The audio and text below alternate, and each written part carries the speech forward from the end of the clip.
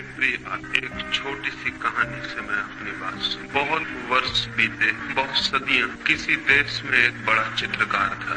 वो जब अपनी युवावस्था में था, उसने सोचा कि मैं एक ऐसा चित्र बनाऊं जिसमें भगवान का आनंद झलक। मैं ऐसी दो आंखें चित्रित करूं जिनमें अनंत शांति झलकती। मैं ऐसे एक व्यक्ति को खोजूं, एक ऐसे मनुष्य को का चित्र जीवन के जो पार है, जगत से जो दूर है, उसकी खबर लाता हूं। और वो अपने देश के गांव-गांव घूमा, जंगल-जंगल उसने छाना उस आदमी को जिसकी प्रति छवि वो बना। और आखिर एक पहाड़ पर गाय चराने वाले एक चरवाहे खोज लिए। उसकी आंखों में कोई झलक थी, उसके चेहरे की रूपरेखा में कोई दूर की खबर। उसे देखकर ही लगता था कि मनुष्य के भीतर परमात्मा भी है। उसने उसके चित्र को बनाया। उस चित्र की लाखों प्रतियां गांव-गांव, दूर-दूर के देशों में बिकी।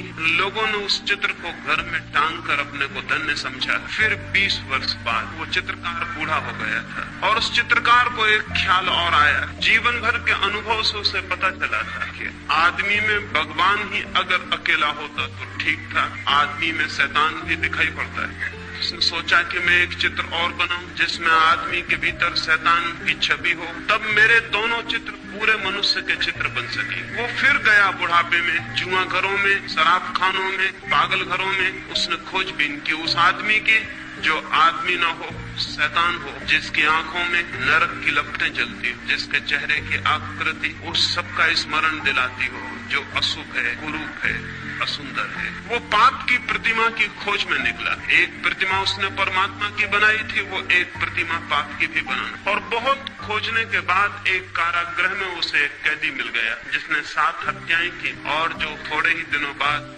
मृत्यु की प्रतीक्षा कर रहा था, फांसी पर लटकाया जाए। उस आदमी की आंखों में नरक के दर्शन होते थे, घृणा जैसे साक्षात थी। उस आदमी की चेहरे की रूपरेखा ऐसी थी कि वैसा गुरु मनुष्य खोजना मुश्किल। उसने उसके चित्र को बनाया। जिस दिन उसका चित्र बन के पूरा हुआ, वो अपने पहले चित्र को भी लेके कारागृह में आया और दोनों चित्रों को पास पास रख के देखने लगा कि कौन सी कलाकृति श्रेष्ठ बनी। तय करना मुश्किल था। चित्रकार खुद भी मुग्ध हो गया था। दोनों ही चित्र अद्भुत थे। कौन सा श्रेष्ठ था कला की दृष्टि से, ये तय करना मुश्किल था। और तभी उस चित्रकार को पीछे किसी की रोने की आवाज सुनाई पड़ी। लौट के देखा तो वो कैदी जंजीरों में बंधा रो रहा है जिसकी उसने तस्वीर बनाई। वो चित्रकार हैरान हुआ। उसने कहा कि मेरे दोस्त, तुम क्यों रोते हो?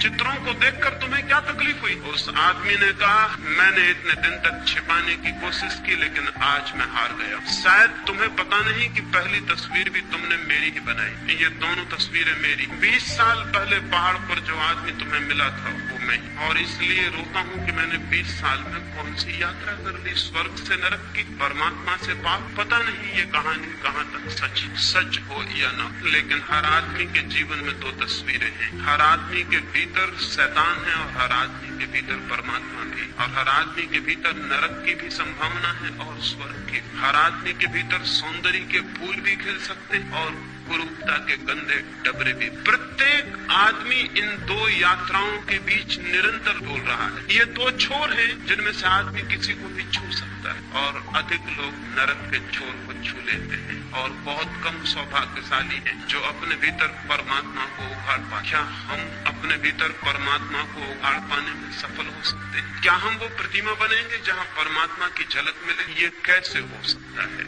इस प्रश्न के साथ ही आज की दूसरी चर्चा में शुरू करूं। ये कैसे हो सकता है कि आदमी परमात्मा की प्रतिमा बने? ये कैसे हो सकता है कि आदमी का जीवन एक स्वर्ग बने, एक सुवास, एक सुगंध, एक सौंदर्य? ये कैसे हो सकता है कि मनुष्य उसे जान ले जिसकी कोई मृत्यु नहीं? ये कैसे हो सकता है कि मनुष्य परमात्मा के मंदिर में प्रविष्ट हो जाए? होता तो उल्टा है।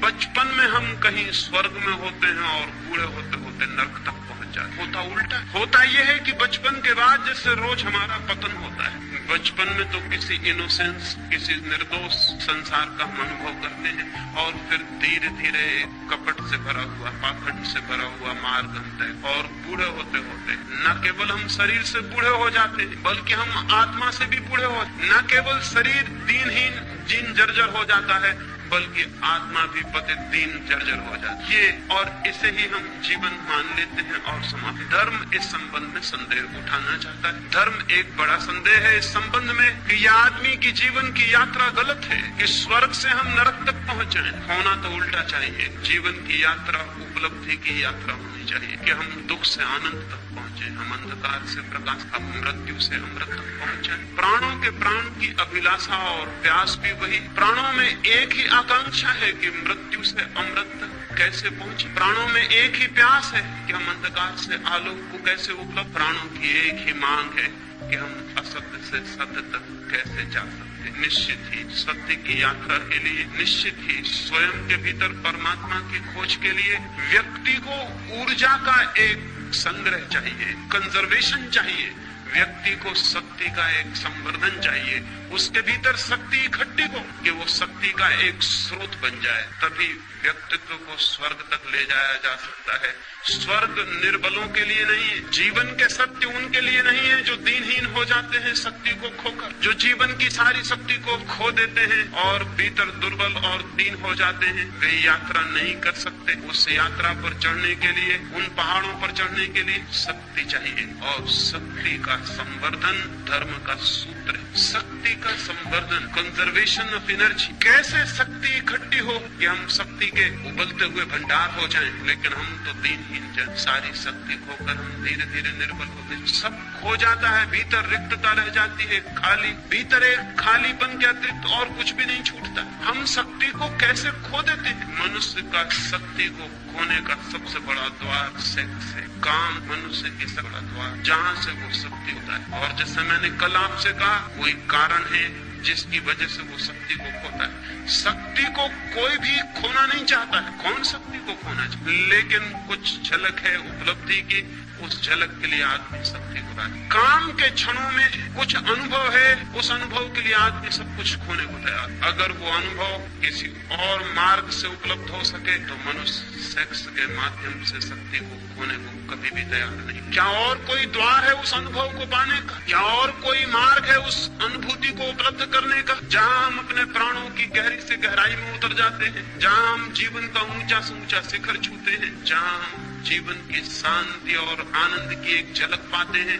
क्या कोई और मार्ग है? क्या कोई और मार्ग है अपने भीतर पहुंच जाने? क्या स्वयं की शांति और आनंद के स्रोत तक पहुंच जाने की और कोई सीढ़ी है? अगर वो सीढ़ी हमें दिखाई पड़ जाए तो जीवन में एक क्रांति घटित हो जाती है। आदमी काम के प्रति विमुख और राम के प्रति सन्मुख हो जाते। एक क्रांति घटित हो जाती है, एक नया द्वार खुल जाता है। मनुष्य की जाति को अगर हम नया द्वार न दे सके तो मनुष्य एक रिपीटेटिव सर्किल में, एक पुनरुक्ति वाले चक्कर में घूमता है और नष्ट होता है। लेकिन आज तक सेक्स के संबंध में जो भी धारणाएं रही हैं, वो मनुष्य को सेक्स के अतिरिक्त नया द्वार खोलने में समर्थ नहीं बना पाई, बल्कि एक उल्टा उपद्रव हुआ। प्रकृति एक ही द्वार देती है मनुष्य को, वो सेक्स का द्वार है। अब तक की शिक्षाओं ने वो द्वार भी बंद कर दिया और नया द्वार खोला नहीं। शक्ति भीतर घूमने लगी और चक्कर काटने लगी। और अगर नया द्वार शक्ति के लिए न मिले, घूमती हुई शक्ति और विक्षिप्त मनुष्य फिर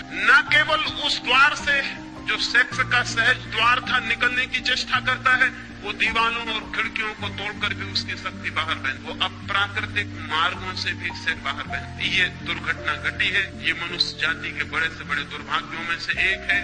नया द्वार नहीं खोला गया और पुराना द्वार बन गया। इसलिए मैं सेक्स के विरोध में, दुश्मनी के लिए, दमन के लिए अब तक जो भी शिक्षाएं दी गई हैं, उन सबके स्पष्ट विरोध में खड़ा हूं। उन सारी शिक्षाओं से मनुष्य की सेक्सुअलिटी बढ़ी है, कम नहीं, बल्कि विकृत। क्या करें, लेकिन और द्वार खोला जा सकता है। मैंने आपसे कल कहा, संभोग के क्षण की जो प्रतीति है, वो प्रतीति दो बातों की है। टाइमलेसनेस इक्वल है, समय शून्य हो जाता है और अहंकार विलीन। समय शून्य होने से और अहंकार विलीन होने से हमें उसका एक झलक मिलती है जो हमारा वास्तविक जीवन, लेकिन क्षण भर की झलक और हम वापस अपनी जगह खड़े। और एक बड़ी ऊर्जा, एक बड़ी वैद्युतिक शक्ति का प्रवाह। फिर उस झलक की याद, स्मृति मन को पीड़ा देती रहती है। हम वापस उस अनुभव को पाना चाहते हैं, वापस उस अनुभव को पाना है। और वो झलक कितनी छोटी है, एक क्षण में खो जाती है। ठीक से उसकी स्मृति भी नहीं रह जाती कि क्या थी झलक, हमने क्या जाना। बस एक धुन, एक अर्ज, एक पागल प्रतीक्षा रह जाती फिर उस अनुभव को पाने, और जीवन भर आदमी इसी जगह लगा रहता है, लेकिन उस झलक को एक क्षण से ज्यादा नहीं पा। वही झलक ध्यान के माध्यम से मनुष्य की चेतना तक पहुंचने के दो मार्ग हैं, काम और ध्यान, सेक्स और मेडिटेशन। सेक्स प्राकृतिक मार्ग है, प्रकृति ने दिया हुआ है, जानवरों को भी दिया हुआ है, पक्षियों को भी दिया हुआ है, पौधों को भी दिया हुआ है, मनुष्यों। और जब तक मनुष्य केवल प्रकृति के दिए हुए द्वार का उपयोग करता है तब तक वो पशुओं से ऊपर नहीं हो सकता। सारा द्वार तो पशुओं के लिए भी उपलब्ध। मनुष्यता का प्रारंभ उस दिन से होता है जिस दिन से मनुष्य सेक्स के अतिरिक्त एक नया द्वार खोलने में समर्थ हो जाता है। उसके पहले हम मनुष्य नहीं है, नाम मात्र। उसके पहले हमारे जीवन का केंद्र पशु का केंद्र है, प्रकृति का केंद्र है। तब तक हम उसके ऊपर नहीं उठ पाए, उसे ट्रांसेंड नहीं कर पाए, उसका अतिक्रमण। तब तक हम पशुओं की भांति ही जीते हैं। हमने कपड़े मनुष्यों के पहन रखे, हमने भाषा मनुष्यों की बोलते, हमने सारा रूप मनुष्यों का पैदा कर रखा है, लेकिन भीतर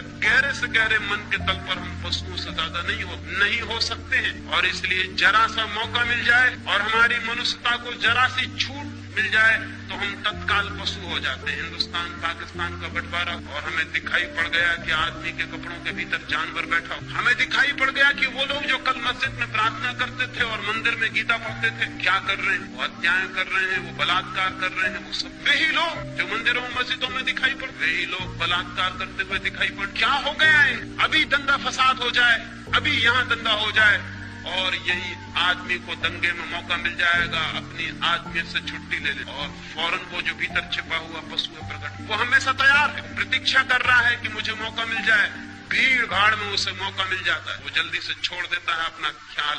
वो जो बांध भीड़ में मौका मिल जाता है उसे भूल जाने का कि मैं भूल जाऊं अपने। इसलिए आज तक अकेले आदमियों ने उतने पाप नहीं किए हैं जितने भीड़ में आदमियों ने पाप। अकेला आदमी थोड़ा डरता है कि कोई देख ले, अकेला आदमी थोड़ा सोचता है कि मैं ये क्या कर रहा हूँ। अकेले आदमी को अपने कपड़ों की थोड़ी फिक्र होती है कि लोग क्या कहेंगे, जानवर हो। लेकिन जब बड़ी भीड़ होती है तो अकेला आदमी कहता आप कौन देखता, आप कौन पहचानता। वो भीड़ के साथ एक हो जाता, उसकी आइडेंटिटी मिट जाती है।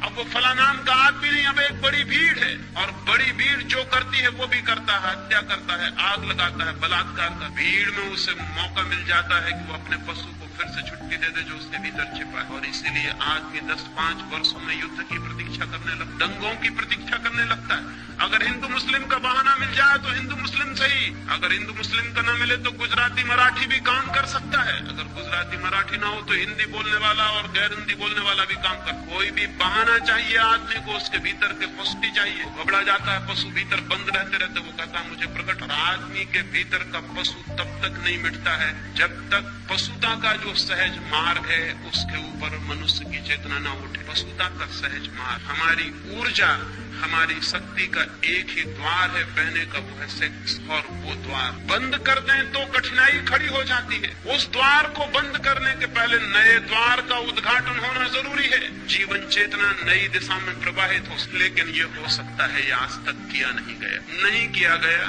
क्योंकि दमन सरल मालूम पड़ा, रूपांतरण कठिन। दबा देना किसी बात को आसान है, बदलने की विधि और साधना की जरूरत। इसलिए हमने सरल मार्ग का उपयोग किया कि दबा दो अपने भीतर। लेकिन हम ये भूल गए कि दबाने से कोई चीज नष्ट नहीं होती है, दबाने से और बलशाली हो जाती। और हम ये भी भूल गए कि दबाने से हमारा आकर्षण और गहरा होता है। जिसे हम दबाते हैं वो हमारे चेतना की और गहरी परतों में प्रविष्ट हो जाता है। हम उसे दिन में दबा लेते हैं, वो सपनों में हमारे आंखों में झूलने लगता। हम उसे रोजमर्रा दबा लेते हैं, वो हमारे भीतर प्रतीक्षा करता है कि कब मौका मिल जाए, कब मैं फूट पड़ूं, निकल पड़ूं। जिसे हम दबाते हैं उससे हम मुक्त नहीं होते। हम और गहरे अर्थों में और गहराइयों में और अचेतन में और अनकॉन्शियस तक उसकी जड़ें पहुंच जाती हैं और वो हमें जकड़ लेता है। आदमी सेक्स को दबाने के कारण ही बन गया और जकड़ गया। और यही वजह है, पशुओं का तो सेक्स का कोई अवधि होती है, कोई पीरियड होता है वर्ष में। आदमी की कोई अवधि न रही, कोई पीरियड न रहा। आदमी 24 घंटे 12 महीने सेक्सुअल है। सारे जानवरों में कोई जानवर ऐसा है जो 12 महीने और 24 घंटे कामुकता से भरा हुआ, उसका वक्त है, उसकी ऋतु है, वो आती है और चला जाता है और फिर उसका स्मरण भी खो। आदमी को क्या हो गया? आदमी ने दबाया जिस चीज को, वो फैल कर उसके 24 घंटे और 12 महीने के जीवन पर फैल गई। कभी आपने इस पर विचार किया कि कोई पशु हर स्थिति में हर समय कामुक नहीं होता, लेकिन आदमी हर स्थिति में हर समय कामुक। जैसे कामुकता उबल रही, जैसे कामुकता ही सब कुछ। ये कैसे हो गया? ये दुर्घटना कैसे संभव हुई है? पृथ्वी पर सिर्फ मनुष्य के साथ हुई है और किसी जानवर के साथ नहीं। क्यों? एक ही कारण है, सिर्फ मनुष्य ने दबाने, और जिसे दबाया वो जहर की तरह से फैल गया। और दबाने के लिए हमें क्या करना पड़ा? दबाने के लिए हमें निंदा करनी पड़ी, दबाने के लिए हमें गाली देनी पड़ी, दबाने के लिए हमें अपमानजनक भावनाएं पैदा करनी पड़ी। हमें कहना पड़ा सेक्स पाप, हमें कहना पड़ा कि सेक्स नरक, हमें कहना पड़ा कि जो सेक्स में है वो गरेत है, निंदित है। हमें ये सारी गालियां खोजनी पड़ी, तभी हम दबाने में सफल हो सकते। और हमें ख्याल भी नहीं कि इन निंदाओं और गालियों के कारण हमारा सारा जीवन जहर से भर गया है। नीत्शे ने एक वचन कहा है, बहुत अर्थपूर्ण है। उसने कहा है कि धर्मों ने जहर खिला के सेक्स को मार डालने की कोशिश की थी। सेक्स मरा तो नहीं, सिर्फ जहरीला होकर जिंदा है। मर भी जाता तो ठीक था, वो मरा नहीं, लेकिन और गड़बड़ हो गई बात। वो जहरीला भी हो गया और जिंदा है। ये जो सेक्सुअलिटी है, ये जहरीला सेक्स। सेक्स तो पशुओं में भी है, काम तो पशुओं में भी है, क्योंकि काम जीवन की ऊर्जा है। लेकिन सेक्सुअलिटी, कामुकता सिर्फ मनुष्य में, कामुकता पशुओं में नहीं। पशुओं की आंखों में देख, वहाँ कामुकता दिखाई नहीं पड़े। आदमी की आंखों में झांके, वहाँ एक कामुकता का रस झलकता हुआ दिखाई पड़े। इसलिए पशु आज भी एक तरह से सुंदर, लेकिन दमन करने वाले पागलों की कोई सीमा नहीं कि वो कहाँ तक बढ़ जाएंगे। मैंने कल आपको कहा था कि अगर हमें दुनिया को सेक्स से मुक्त करना है तो बच्चे और बच्चियों को एक दूसरे के निकट लाना होगा। इसके पहले कि उनमें सेक्स जागे, 14 साल के पहले वे एक दूसरे के शरीर से इतने स्पष्ट रूप से परिचित हो ले कि वो आकांक्षा विलीन हो जाए।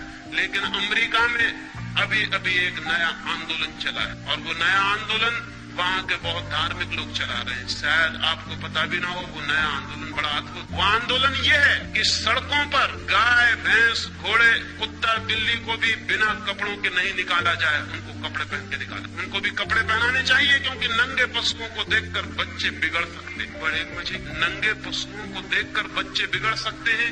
अमेरिका के कुछ नीति शास्त्री इसके बाबत आंदोलन और संगठन और संस्थाएं बना रहे कि पशुओं को भी सड़कों पर नग्न नहीं लाया जाए। आदमी को बचाने की इतनी कोशिशें चल रही, और कोशिश बचाने की जो करने वाले लोग हैं वही आदमी को नष्ट। कभी आपने ख्याल किया कि पशु अपनी नग्नता में भी अद्भुत है और सुंदर है? उसकी नग्नता में भी वो निर्दोष, सरल और सीधा है। कभी आपको पशु नग्न है ये भी ख्याल शायद ही आया हो? जब तक कि आपके भीतर बहुत नंगापन न छिपा हो, तब तक आपको पशु नंगा नहीं दिखाई पड़ता। लेकिन वे जो भयभीत लोग हैं, वे जो डरे हुए लोग हैं, वे भय और डर के कारण सब कुछ कर रहे हैं आज तक, और उनके सब करने से आदमी रोज नीचे से नीचे उतरता जा रहा है। जरूरत तो ये है कि आदमी भी किसी दिन इतना सरल हो कि नग्न खड़ा हो सके, निर्दोष और आनंद से भरा हो। जरूरत तो ये है जैसे महावीर जैसा व्यक्ति नग्न खड़ा हो गया। लोग कहते हैं कि उन्होंने कपड़े छोड़े, कपड़ों का त्याग किया। मैं कहता हूँ न कपड़े छोड़े न कपड़ों का त्याग किया, चित्त इतना निर्दोष हो गया होगा, इतना इनोसेंट जैसे छोटे बच्चों का, तो वे नग्न खड़े हो गए। क्योंकि ढांकने को जब कुछ भी नहीं रह जाता तो आदमी नग्न। जब तक ढांकने को कुछ है हमारे भीतर, तब तक आदमी अपने को छिपाए। जब ढांकने को कुछ भी नहीं, नग्न हो सकता है। चाहिए तो एक ऐसी पृथ्वी कि आदमी भी इतना सरल होगा कि नग्न होने में भी उसे कोई पश्चाताप, कोई पीड़ा, नग्न होने में उसे कोई अपराध न होगा।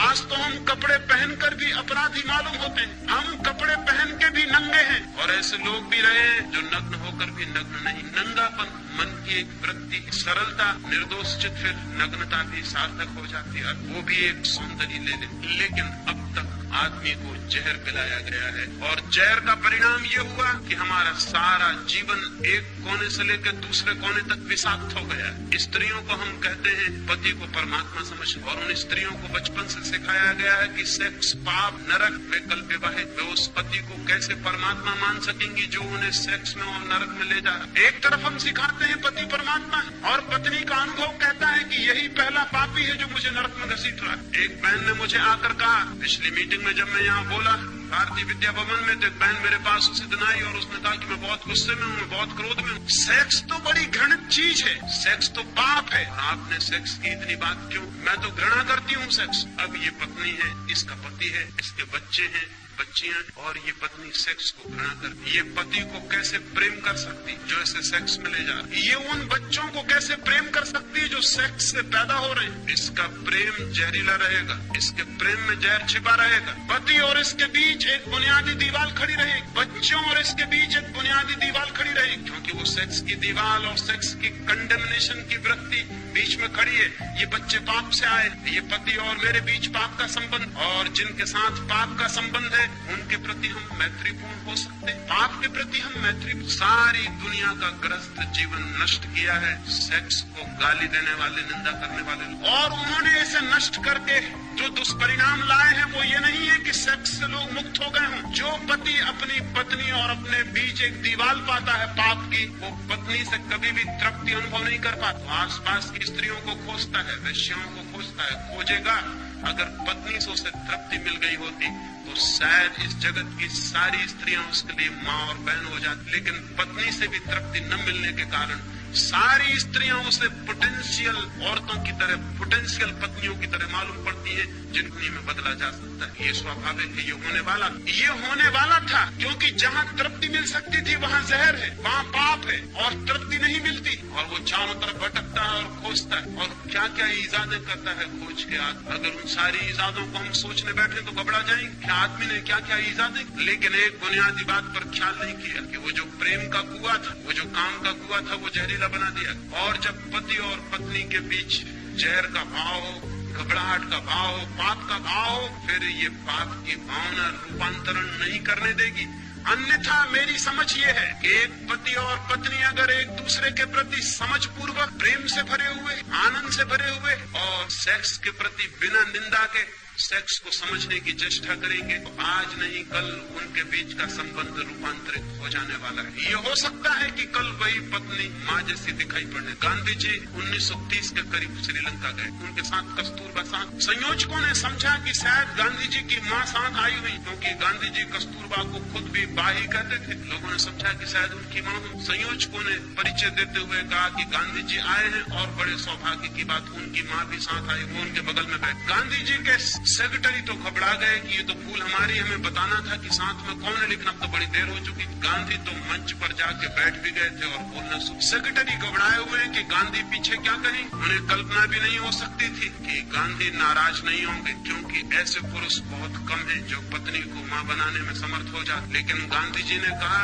कि सौभाग्य की बात है कि जिन मित्र ने मेरा परिचय दिया है उन्होंने भूल से एक सच्ची बात कह दी। कस्तूरबा कुछ वर्षों से मेरी माँ हो गई, कभी वो मेरी पत्नी थी लेकिन अब वो मेरी माँ। इस बात की संभावना है कि अगर पति और पत्नी काम को, संभोग को समझने की चेष्टा करें तो एक दूसरे के मित्र बन सकते हैं और एक दूसरे के काम के रूपांतरण में सहयोगी और साथी हो सकते हैं। और जिस दिन कोई पति और पत्नी अपने आपस के संभोग के संबंध को रूपांतरित करने में सफल हो जाते हैं, उस दिन उनके जीवन में पहली दफे एक दूसरे के प्रति अनुग्रह और ग्रेटिट्यूड का भाव पैदा होता है। उसके पहले नहीं। उसके पहले वे एक दूसरे के प्रति क्रोध से भरे रहते, उसके पहले वे एक दूसरे के बुनियादी शत्रु बने रहते, उसके पहले उनके बीच एक संघर्ष है, मैत्री नहीं। मैत्री उस दिन शुरू होती है जिस दिन वे एक दूसरे के साथी बनते हैं और उनके काम की ऊर्जा को रूपांतरण करने में माध्यम बन जाए। उस दिन एक अनुग्रह, एक ग्रेटिट्यूड, एक कृतज्ञता का भाव ज्ञापन होता है। उस दिन पुरुष आदर से भरता है स्त्री के प्रति,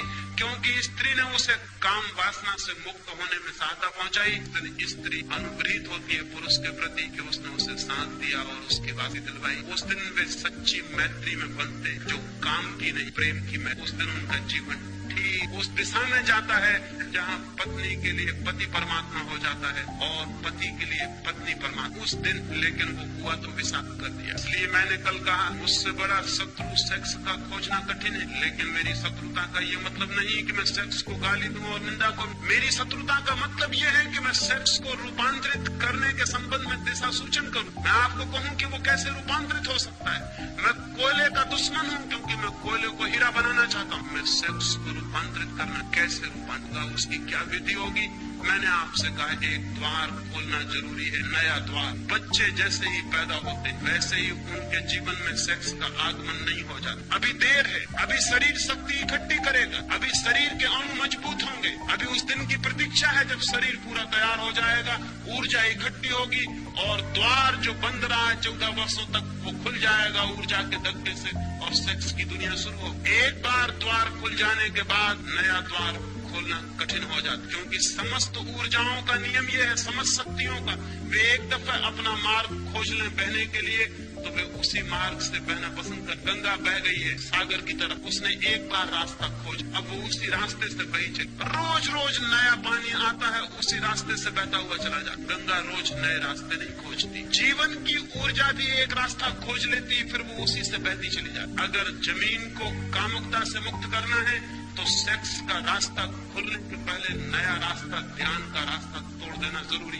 एक एक छोटे बच्चे को ध्यान की अनिवार्य शिक्षा और दीक्षा मिलनी चाहिए। हम उसे सेक्स के विरोध की दीक्षा देते हैं, जो कि अत्यंत मूर्खतापूर्ण है। सेक्स के विरोध की दीक्षा नहीं देनी है, शिक्षा देनी है ध्यान की, पॉजिटिव की। वो ध्यान को कैसे उपलब्ध हो, और बच्चे ध्यान को जल्दी उपलब्ध हैं क्योंकि अभी उनकी ऊर्जा का कोई भी द्वार खुला नहीं, अभी द्वार बंद, अभी ऊर्जा संरक्षित, अभी कहीं भी नए द्वार पर धक्के दिए जा सकते हैं और नया द्वार खोला, फिर यही बूढ़े हो जाएंगे और इन्हें ध्यान में पहुंचना अत्यंत कठिन हो जाए। ऐसे ही जैसे एक नया पौधा पैदा होता है, उसकी शाखाएं कहीं भी झुक जाती हैं, कहीं भी झुकाई जाती, फिर वही बूढ़ा वृक्ष, फिर हम उसकी शाखाएं टूट जाती हैं, झुकती नहीं। बूढ़े लोग ध्यान की चेष्टा करते हैं दुनिया में, जो बिल्कुल ही गलत है। ध्यान की सारी चेष्टा छोटे बच्चों पर की जानी चाहिए, लेकिन मरने के करीब पहुंच के आदमी ध्यान में उत्सुक होता है, पूछता है ध्यान क्या, योग क्या, हम कैसे शांत हो जाएं? जब जीवन की सारी ऊर्जा खो गई, जब जीवन के सब रास्ते सख्त और मजबूत हो गए, जब झुकना और बदलना मुश्किल हो गया, तब वो पूछता है अब मैं कैसे बदल जाऊं? एक पैर आदमी कब्र में डाल लेता है, दूसरा पैर बाहर रख के पूछता है ध्यान का कोई रास्ता है? अजीब, बिल्कुल पागल। ये पृथ्वी कभी भी शांत और ध्यानस्थ नहीं हो सके जब तक ध्यान का संबंध पहले दिन के पैदा हुए बच्चे से अंतिम दिन के प्रति। व्यर्थ ही हमें बहुत श्रम उठाना पड़ता है बाद के दिनों में शांत होने के लिए, जो कि पहले एकदम हो सकता है। छोटे बच्चों ध्यान दीक्षा काम के रूपांतरण का पहला चरण, शांत होने की दीक्षा, निर्विचार होने की दीक्षा, मौन होने। बच्चे ऐसे भी मौन, बच्चे ऐसे भी शांत, अगर उन्हें थोड़ा सा दिशा दी जाए और उन्हें मौन और शांत होने के लिए घड़ी भर की शिक्षा दी जाए, तो जब वे 14 वर्ष के होने के करीब आएंगे, जब काम जगेगा, तब तक उनका एक द्वार खुल चुका होगा, शक्ति इकट्ठी होगी और जो द्वार खुला है उसी द्वार से बहनी शुरू हो जाए। उन्हें शांति का, आनंद का, कालहीनता का, निरअहंकार भाव का अनुभव सेक्स के बहुत अनुभव के पहले उपलब्ध हो जाए। वही अनुभव उनकी ऊर्जा को गलत मार्गों से रोकेगा और मार्गों पर ले आए। लेकिन हम छोटे छोटे बच्चों को ध्यान तो नहीं सिखा, काम का विरोध सिखा, पाप है, गंदगी है, कुरूपता है, बुराई है, नरक है, ये सब हम बताते। और इस सब के बताने से भी फर्क नहीं पड़ता कुछ भी, बल्कि हमारे बताने से वे और भी आते हैं और तलाश करते हैं कि क्या है ये गंदगी, क्या है ये नरक, जिसके लिए बड़े इतने भयभीत और बेचैन। और फिर थोड़े ही दिनों में उन्हें ये भी पता चल जाता है कि बड़े जिस बात से हमें रोकने की कोशिश कर रहे हैं, खुद दिन रात उसी में लीन। और जिस दिन उन्हें ये पता चल जाता है, माँ बाप के प्रति श्रद्धा समाप्त करने में शिक्षा का हाथ नहीं है। माँ बाप के प्रति श्रद्धा समाप्त करने में माँ बाप का अपना हाथ है। आप जिन बातों के लिए बच्चों को गंदा कहते हैं, बच्चे बहुत जल्दी पता लगा लेते हैं। उन सारी गंदगियों में आप भली भांति लवली। आपकी दिन की जिंदगी दूसरी है और रात की दूसरी। आप कहते कुछ है, करते कुछ है। छोटे बच्चे बहुत एक्यूट ऑब्जर्वर होते हैं, बहुत गौर से निरीक्षण करते रहते हैं कि क्या हो रहा है घर में। देखते हैं कि माँ जिस बात को गंदा कहती है, बाप जिस बात को गंदा कहता है, वही गंदी बात दिन रात घर में चल रही है। इसका उन्हें बहुत जल्दी उनका सारा श्रद्धा का भाव विलीन हो जाता है कि धोखेबाज है ये माँ बाप, पाखंडी है, हिपोक्रेट है, ये बातें कुछ और कहते हैं, करते कुछ और है। और जिन बच्चों का माँ बाप पर से विश्वास उठ गया, वो बच्चे परमात्मा पर कभी विश्वास नहीं कर सकेंगे। इसको याद रखना, क्योंकि बच्चों के लिए परमात्मा का पहला दर्शन माँ बाप में होता है। अगर वो वहीं खंडित हो गया तो ये बच्चे भविष्य में नाचते। बच्चों को पहले परमात्मा की प्रति के अपने माँ बाप की पवित्रता से पहली दफा बच्चे माँ बाप को ही जानते हैं निकटतम, उनसे ही उन्हें पहली दफा श्रद्धा और रिवरेंस का भाव पैदा हो। अगर वही खंडित हो गया तो इन बच्चों को मरते दम तक वापस वापस परमात्मा के रास्ते पे लाना मुश्किल हो जाए, क्योंकि पहला परमात्मा ही धोखा दे गया, जो माँ थी, जो बाप था। आज सारी दुनिया में जो लड़के ये कह रहे हैं कि कोई परमात्मा नहीं है, कोई आत्मा नहीं, कोई मोक्ष नहीं है, धर्म सब बकवास है, उसका कारण ये नहीं है कि लड़कों ने पता लगा लिया है कि आत्मा नहीं है, परमात्मा है। उसका कारण ये है कि लड़कों ने माँ बाप का पता लगा धोखेबाज, और ये सारा सेक्स के आगे, ये सारा का सेक्स के केंद्र पर खड़ा हुआ है। बच्चों को ये सिखाने की जरूरत है, बल्कि ईमानदारी से ये सिखाने की जरूरत है कि सेक्स जिंदगी का एक हिस्सा है और तुम सेक्स से पैदा हमारी, ताकि बच्चे सरलता से माँ बाप को, और जब जीवन को वो जाने तो वो आदर से भर सके कि माँ बाप सच्चे और ईमानदार। उनको जीवन में आस्तिक बनाने में इससे बड़ा संबल और कुछ भी नहीं होगा कि वो अपने माँ बाप को सच्चा और ईमानदार अनुभव कर सके। लेकिन आज सब बच्चे जानते हैं कि माँ बाप बेईमान के बाद, ये बच्चे और माँ बाप के बीच एक कलह का कारण, सेक्स का दमन पति और पत्नी को तोड़ दिया, माँ बाप और बच्चों को तोड़ दिया। नहीं, सेक्स का विरोध नहीं, निंदा, बल्कि सेक्स की शिक्षा दी जाए। जैसे ही बच्चे पूछने को तैयार हो जाए, जो भी जरूरी मालूम पड़े, जो उनके समझ के योग मालूम पड़े, ताकि वे सेक्स के संबंध में अति न हो, ताकि उनका आकर्षण न पैदा हो, ताकि वो दीवाने होकर गलत रास्तों से जानकारी पाने की कोशिश न करें। आज बच्चे सब जानकारी पा लेते हैं, यहाँ वहाँ गलत मार्गों से, गलत लोगों से उन्हें जानकारी मिलती है, जो जीवन भर उन्हें पीड़ा देती है। और माँ बाप और उनके बीच एक मौन की दीवार होती है, जैसे माँ बाप को कुछ भी पता नहीं। उन्हें सेक्स की सम्यक मिलनी चाहिए, राइट एजुकेशन। और दूसरी बात, उन्हें ध्यान की दीक्षा मिलनी चाहिए, कैसे मौन, कैसे शांत, कैसे निर्विचार। और बच्चे तत्क्षण निर्विचार हो सकते हैं, मौन हो सकते हैं, शांत हो सकते हैं। 24 घंटे में 1 घंटे अगर बच्चों को घर में मौन में ले जाने की व्यवस्था हो, निश्चित ही वे मौन में तभी जा सकें जब आप हर घर में 1 घंटा मौन का अनिवार्य होना चाहिए। एक दिन खाना न मिले घर में तो चल सकता है, लेकिन 1 घंटा, वो घर झूठा है, उस घर को परिवार कहना गलत है। जिस परिवार में 1 घंटे की मौन की दीक्षा, वो 1 घंटे का मौन 14 वर्षों में उस दरवाजे को तोड़ देगा, रोज धक्के मारेगा। इस दरवाजे का नाम ध्यान है। जिस ध्यान से मनुष्य को समयहीन, टाइमलेसनेस, इगोलेसनेस, अहंकार शून्य अनुभव होता है, जहाँ से आत्मा की झलक मिल, वो झलक सेक्स के अनुभव के पहले मिल जानी जरूरी। अगर वो झलक मिल जाए तो सेक्स के दौड़ सब उड़ जाए नए मार्ग से।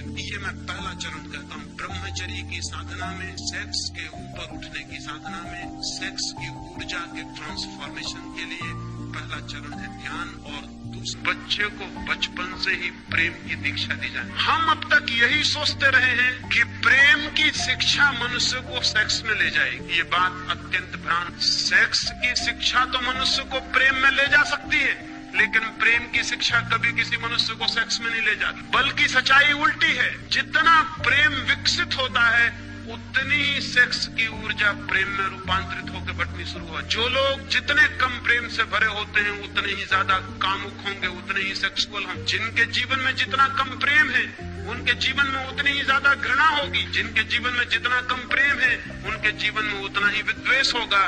जिनके जीवन में जितना कम प्रेम है, उनके जीवन में उतनी ही ईर्ष्या होगी।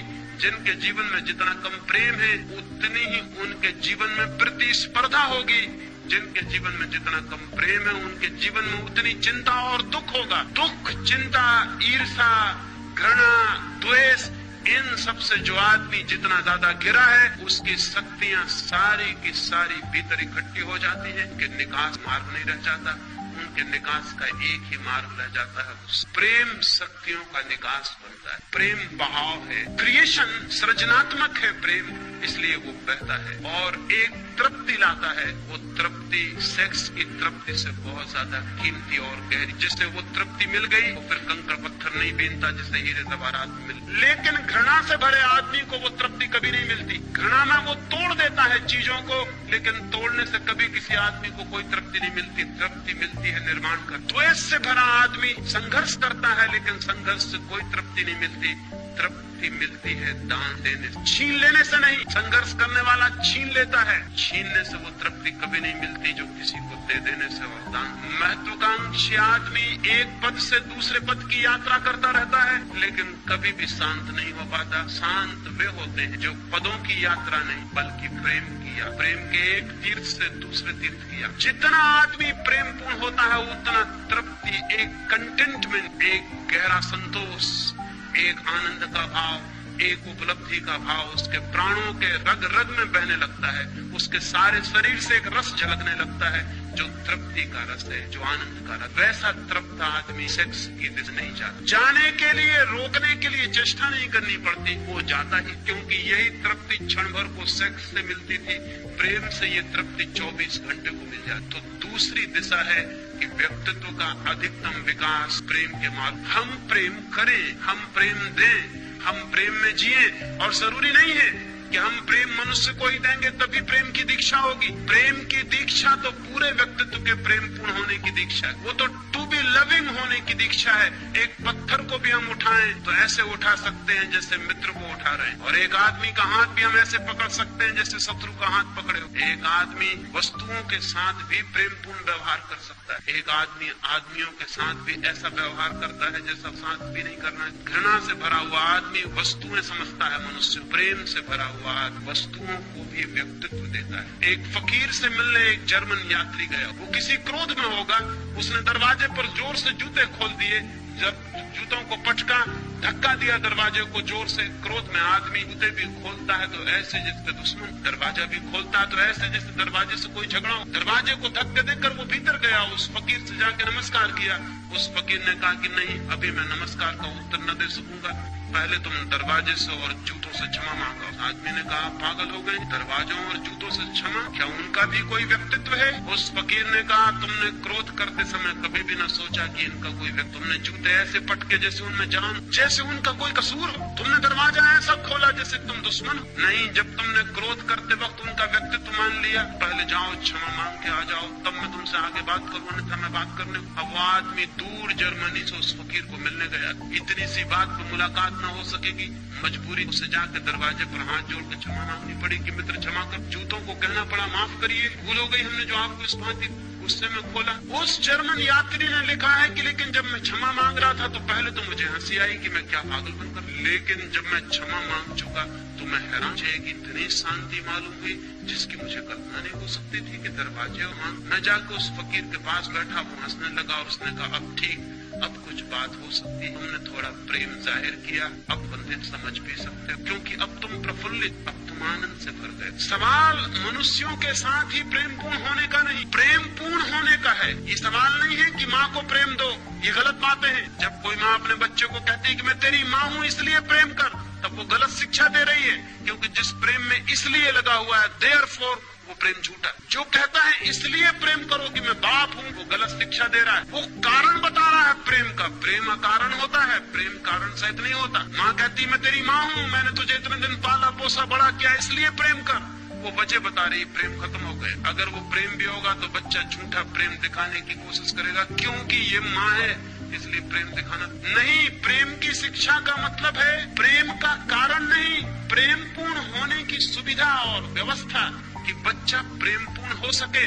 जो माँ कहती मुझसे प्रेम कर क्योंकि मैं माँ हूँ, वो प्रेम नहीं सिखा रही। उसे ये कहना चाहिए कि ये तेरा व्यक्तित्व, ये तेरे भविष्य, ये तेरे आनंद की बात है कि जो भी तेरे मार्ग पे पड़ जाए तो उससे प्रेम पूर्ण हो। पत्थर पड़ जाए, फूल पड़ जाए, आदमी पड़ जाए, जानवर पड़ जाए, ये सवाल जानवर को प्रेम देने का नहीं, फूल को प्रेम देने का नहीं, माँ को प्रेम देने का नहीं, तेरे प्रेम पूर्ण होने का है। क्योंकि तेरा भविष्य इस पर निर्भर करेगा कि तू कितना प्रेम पूर्ण है, तेरा व्यक्तित्व कितना प्रेम से भरा हुआ है, उतना तेरे जीवन में आनंद भावना बढ़ेगी। प्रेम पूर्ण होने की शिक्षा चाहिए मनुष्य, तो वो कामुकता हो सकता है, लेकिन हम तो प्रेम की कोई शिक्षा, हम तो प्रेम का कोई भाव बता, हम तो प्रेम के नाम पर भी जो बातें करते हैं वो झूठी सिखाते हैं। क्या आपको पता है कि एक आदमी एक के प्रति प्रेम पूर्ण और दूसरे के प्रति घृणा पूर्ण हो सकता है? यह संभव है। प्रेम पूर्ण आदमी प्रेम पूर्ण होता है, आदमियों से कोई संबंध नहीं है उस बात। अकेले में बैठता है तो भी प्रेम पूर्ण होता है, कोई नहीं होता तो भी प्रेम पूर्ण होता है। प्रेम पूर्ण होना उसके स्वभाव की बात है, वो आपसे संबंधित होने का सवाल नहीं। क्रोधी आदमी अकेले में भी क्रोधपूर्ण होता है, घृणा से भरा आदमी अकेले में भी घृणा से भरा। वो अकेले भी बैठा है तो आप उसको देख के कह सकते हैं कि ये आदमी क्रोधी है,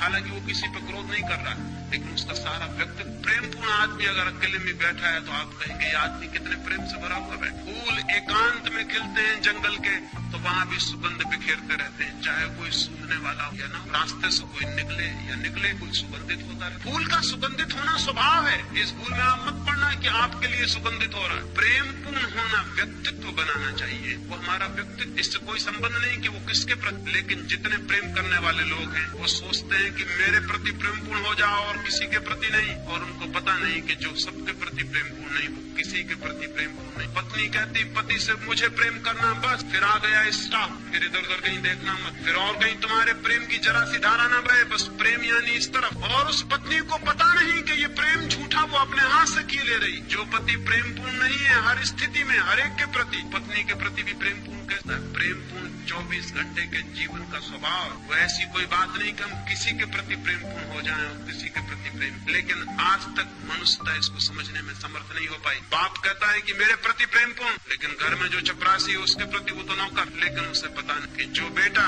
एक बूढ़े नौकर के प्रति प्रेम पूर्ण नहीं हो पाया है, वो बूढ़ा नौकर भी किसी का बाप है। वो आज नहीं कल जब उसका बाप भी बूढ़ा हो जाएगा उसके प्रति भी प्रेम पूर्ण नहीं रह जाएगा, तब ये बाप पछताएगा कि मेरा लड़का मेरे प्रति प्रेम पूर्ण नहीं। लेकिन इस बाप को पता ही नहीं कि लड़का प्रेम पूर्ण हो सकता था उसके प्रति भी, अगर जो भी आसपास थे सबके प्रति प्रेम पूर्ण होने की शिक्षा दी गई होती, वो इसके प्रति भी प्रेम स्वभाव की बात है, संबंध की बात नहीं। प्रेम रिलेशनशिप नहीं है, प्रेम है स्टेट ऑफ माइंड। मनुष्य के व्यक्तित्व का भीतरी अंग में प्रेम पूर्ण होने की दूसरी दीक्षा दी जानी चाहिए एक एक चीज के प्रति। अगर बच्चा एक किताब को भी गलत ढंग से रखे तो गलती बात है, उसे उसी क्षण टोकना चाहिए कि तुम्हारे व्यक्तित्व के लिए शोभादायक नहीं कि तुम इस भांति किताब को कोई देखेगा, कोई सुनेगा, कोई पाएगा कि तुम किताब के साथ दुर्व्यवहार किए हो, तुम एक कुत्ते के साथ गलत ढंग से पेश आए हो, ये तुम्हारे व्यक्तित्व की गलती है। एक फकीर के बाबत मुझे ख्याल आता है, एक छोटा सा फकीर का झोपड़ा, रात थी, जोर से वर्षा होती थी, रात के 12 फकीर और उसकी पत्नी दोनों, किसी आदमी ने दरवाजे पर दस्तक दी, छोटा था झोपड़ा, कोई शायद शरण चाहता है। उसकी पत्नी से उसने कहा कि द्वार खोल दे, कोई द्वार पर खड़ा है, कोई यात्री, कोई अपरिचित मित्र। सुनते हैं उसकी बात, उसने कहा कोई अपरिचित मित्र, हमारे तो जो परिचित हैं वो भी मित्र नहीं। उसने कहा कोई अपरिचित, ये प्रेम का भाव, कोई अपरिचित मित्र द्वार पर खड़ा है, द्वार खोल। उसकी पत्नी ने कहा लेकिन जगह तो बहुत कम है, हम दो के लायक ही मुश्किल से, कोई तीसरा आदमी भीतर आएगा तो हम क्या करेंगे? उस फकीर ने कहा पागल, ये किसी अमीर का महल नहीं है कि छोटा पड़ जाए, ये गरीब की झोपड़ी, अमीर का महल छोटा पड़ जाता है हमेशा, एक मेहमान आ जाए तो महल छोटा पड़ जाए, ये गरीब की झोपड़ी है। उसकी पत्नी ने कहा इसमें झोपड़ी अमीर और गरीब का क्या सवाल, जगह छोटी है। उस फकीर ने कहा जहाँ दिल में जगह बड़ी हो वहाँ झोपड़ा महल की तरह मालूम होता है, और जहाँ दिल में छोटी जगह हो झोपड़ा हो, क्या महल भी छोटा और झोपड़ा हो जाता? द्वार खोल दे। द्वार पर खड़े हुए आदमी कैसे लौटाया जा सकता है? अभी हम दोनों लेटे थे, अब 3 लेट नहीं सकेंगे, तीनों बैठने के लिए काफी जगह है। मजबूरी थी पत्नी को दरवाजा खोल दे। एक मित्र आ गया, पानी से भीगा हुआ, उसके कपड़े बदले, फिर वो तीनों बैठ के गपशप करने लगे, दरवाजा फिर बंद है। फिर किन्हीं 2 आदमियों ने दरवाजे पर दस्तक दी।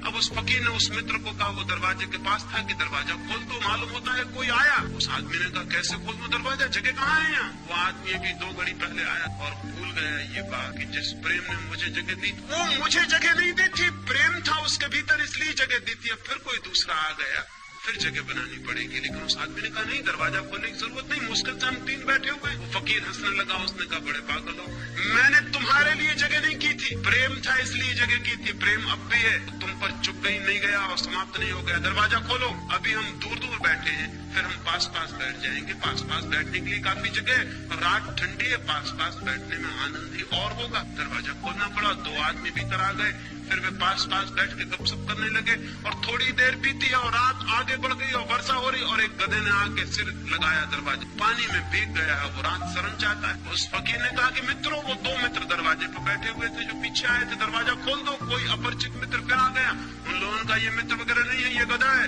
इसके लिए जगह खोलने की कोई जरूरत नहीं। उस फकीर ने कहा तुम्हें शायद पता नहीं, अमीर के दरवाजे पर आदमी के साथ भी गधे जैसा व्यवहार किया जाता है, ये गरीब की झोपड़ी है, हम गधे के साथ भी आदमी जैसा व्यवहार करने की आदत से बचे, दरवाजा खोल दो।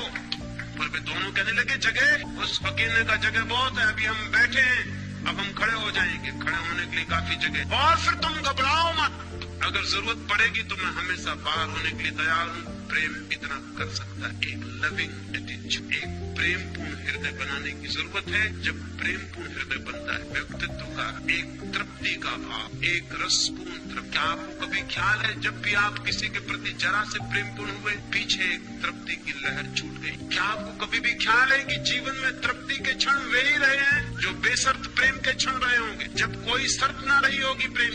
और जब आपने रास्ते चलते एक अजनबी आदमी को देख कर मुस्कुरा दिया, उसके पीछे छूट गई तृप्ति का कोई अनुभव है? उसके पीछे साथ आ गया एक शांति का भाव, एक प्राणों में एक आनंद की लहर का कोई पता है? जब राह चलते किसी आदमी को उठा लिया, किसी गिरते को संभाल लिया, किसी बीमार को एक फूल दे दिया, इसलिए नहीं कि वो आपकी माँ है, इसलिए नहीं कि वो आपका पिता है, नहीं, वो आपका कोई भी नहीं है, लेकिन एक फूल किसी बीमार को दे देना आनंद। व्यक्तित्व में प्रेम संभावना बढ़ती जानी चाहिए, वो इतनी बढ़ जानी चाहिए पौधों के, पक्षी, पशु, अपरिचित, अनजान लोगों, विदेशियों के प्रति, जो बहुत दूर है उनके प्रति, जानकारों के प्रति प्रेम हमारा बढ़ता चला जाए। जितना प्रेम हमारा बढ़ता है, उतनी ही प्रेम और ध्यान दोनों मिलकर उस दरवाजे को खोल देते हैं जो परमात्मा का दरवाजा। प्रेम, धन, ध्यान बराबर परमात्मा। प्रेम और ध्यान का जोड़ हो जाए और परमात्मा, उस उपलब्धि से जीवन में ब्रह्मचर्य फलित होता है। फिर सारी ऊर्जा एक नए ही मार्ग पर ऊपर चढ़ने लगती, फिर बह बह के निकल नहीं जाती, फिर जीवन से बाहर निकल के व्यर्थ नहीं हो जाती, फिर जीवन के भीतरी मार्गों पर गति करने लगती। उसका एक ऊर्ध्व गमन, एक ऊपर की तरफ यात्रा। अभी हमारी यात्रा नीचे की तरफ है। सेक्स ऊर्जा का अधोगमन, नीचे की तरफ पहचान। ब्रह्मचर्य ऊर्जा ऊर्ध्व गमन है, ऊपर की तरफ। प्रेम और ध्यान ब्रह्मचर्य के। तीसरी बात कल आपसे करने की, ब्रह्मचर्य उपलब्ध होगा तो क्या फल होगा, क्या होगी उपलब्ध, क्या मिल जाएगा? ये दो बातें मैंने आज आपसे कही, प्रेम और ध्यान। मैंने ये कहा कि छोटे बच्चों से इनकी शिक्षा शुरू हो जानी चाहिए। इससे आप ये मत सोच लेना कि अब तो हम बच्चे नहीं रहे इसलिए करने को कुछ बाकी नहीं, ये आप मत सोच के चले जाना, अन्यथा मेरी मेहनत फिजूल गई। आप किसी भी उम्र के हों, ये काम शुरू किया जा सकता है, ये काम कभी भी शुरू किया जा सकता है। हालांकि जितनी उम्र बढ़ती चली जाती उतना मुश्किल होता चला जाता है। बच्चों के साथ हो सके सौभाग्य, लेकिन कभी भी हो सके सौभाग्य, इतनी देर कभी भी नहीं हुई है कि हम कुछ भी न कर सके। हम आज शुरू कर सकते हैं। और जो लोग सीखने के लिए तैयार हैं, बूढ़े में भी बच्चों जैसे ही होते हैं, बुढ़ापे में भी शुरू कर सकते हैं अगर उनकी सीखने की क्षमता, अगर लर्निंग का एटीट्यूड, अगर वो इस ज्ञान से नहीं भर गए कि हमने सब जान लिया और सब पा लिया, तो वे सीख सकते हैं और वे छोटे बच्चों की बात नई यात्रा शुरू कर सकते। बुद्ध के पास एक भिक्षु कुछ वर्षों से दीक्षित था। एक दिन बुद्ध ने उससे पूछा कि भिक्षु तुम्हारी उम्र क्या है? उस भिक्षु ने कहा मेरी उम्र 5 वर्ष। कहने लगे तुम तो कोई 70 वर्ष के मालूम पड़ते, कैसा झूठ बोलते हो? उस भिक्षु ने कहा लेकिन 5 वर्ष पहले ही मेरे जीवन में ध्यान की किरण, 5 वर्ष पहले ही मेरे जीवन में प्रेम की वर्षा, उसके पहले मैं जीता था वो सपने में जीना, वो नींद में जीना था, उसकी गिनती अब मैं नहीं करता हूँ, कैसे करूँ? जिंदगी तो इधर 5 वर्षों से शुरू हुई, इसलिए मैं कहता हूँ मेरी उम्र 5 वर्ष। बुद्ध ने अपने भिक्षुओं से कहा भिक्षुओं इस बात को ख्याल में रख लेना, अपनी उम्र आज से तुम भी इसी तरह जोड़ना, यही उम्र को नापने का ढंग समझना।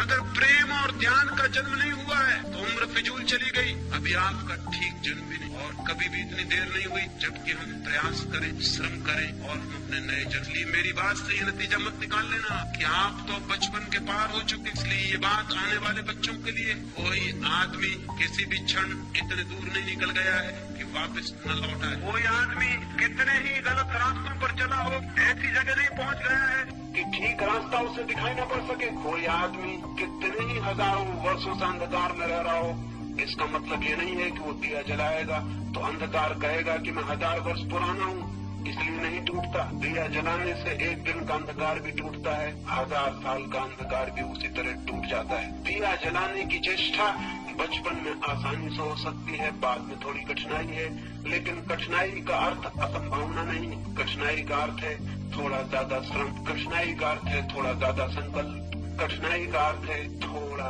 ज्यादा लगन पूर्वक, ज्यादा सातत्य से तोड़ना पड़ेगा व्यक्तित्व की जो बंदी धाराएं हैं उनको, और नए मार्ग खोलने पड़ेंगे। लेकिन जब नए मार्ग की जरा सी भी किरण फूटनी शुरू होती है तो सारा श्रम ऐसा लगता है कि हमने कुछ भी नहीं किया और बहुत कुछ पा लिया है। जब एक किरण भी आती है उस आनंद की, उस सत्य की, उस प्रकाश की, तो लगता है हमने तो बिना कुछ किए पा लिया है, क्योंकि हमने जो किया था उसका तो कोई भी मूल्य नहीं था, जो हाथ में आ गया है वो तो अमूल्य। इसलिए ये भाव मन में अपना लेंगे मेरी बातों को इतनी शांति और प्रेम से सुना के लिए बहुत बहुत अनुग्रहित हूँ और अंत में सबके भीतर बैठे परमात्मा को प्रणाम करता हूँ। मेरे प्रणाम स्वीकार करें।